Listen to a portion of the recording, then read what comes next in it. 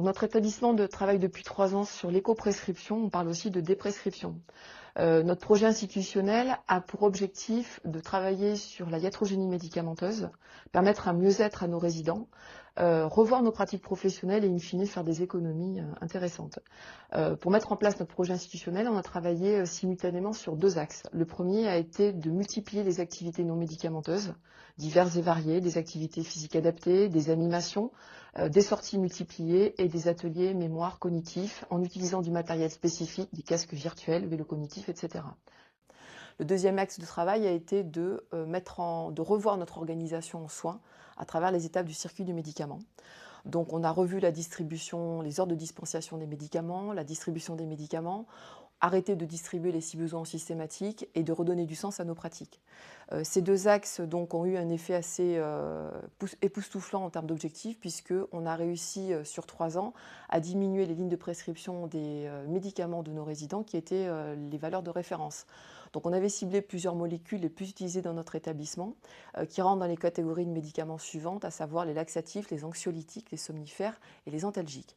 Les résultats depuis le 31 décembre 2022 sont des baisses pour chaque molécule de 50% à 65%. L'avenir de notre projet, c'est de continuer sur cet élan de déprescription, d'éco-prescription et de mettre en place donc, des référencements de nouvelles molécules et de multiplier aussi et d'innover dans nos thérapies non médicamenteuses.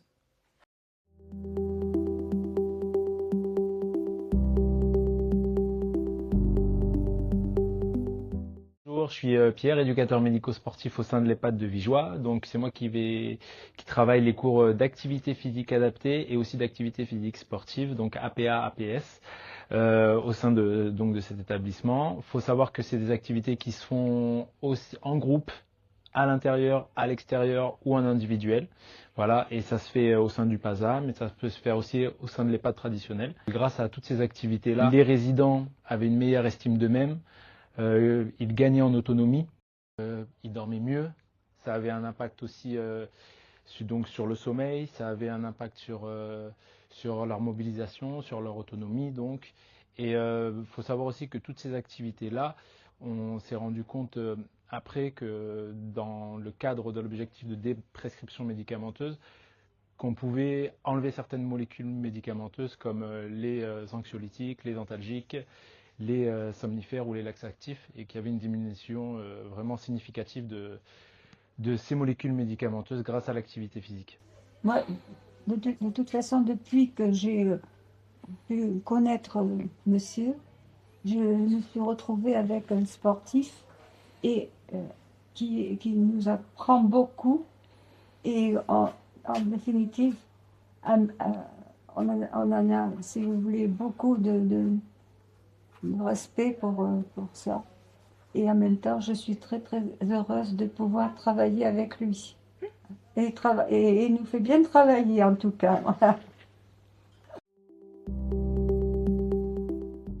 Bonjour, alors je vais me présenter, je m'appelle Saïda, je suis l'animatrice de l'EHPAD.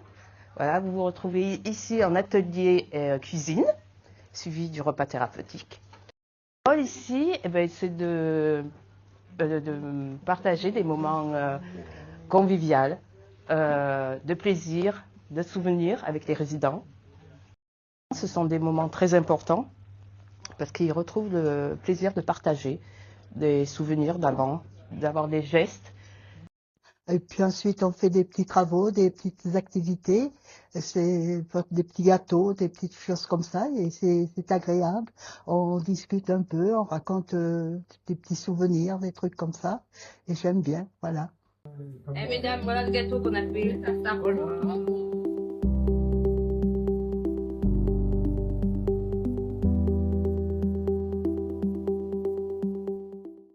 Bonjour, je m'appelle Christelle, je suis infirmière coordinatrice. Donc pour cette activité, le résident va positionner un casque virtuel sur ses yeux et choisir un programme, une activité. Dès qu'on commence, en fait, on voit très bien le bénéfice que ça peut apporter, le bien-être du résident. Et en plus, ça lui demande une concentration et du coup, il est moins anxieux. Ça se voit très rapidement. En plus, l'utilisation du casque est très facile. Ça permet une certaine réminiscence, une évasion.